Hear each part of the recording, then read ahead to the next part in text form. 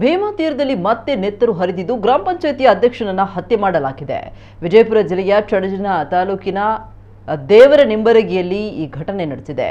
ನಿಂಬರಗಿ ಗ್ರಾಮ ಪಂಚಾಯತ್ ಅಧ್ಯಕ್ಷ ಭೀಮನಗೌಡ ಬಿರಾದರ ಕೊಲೆಗೀಡಾದವರು.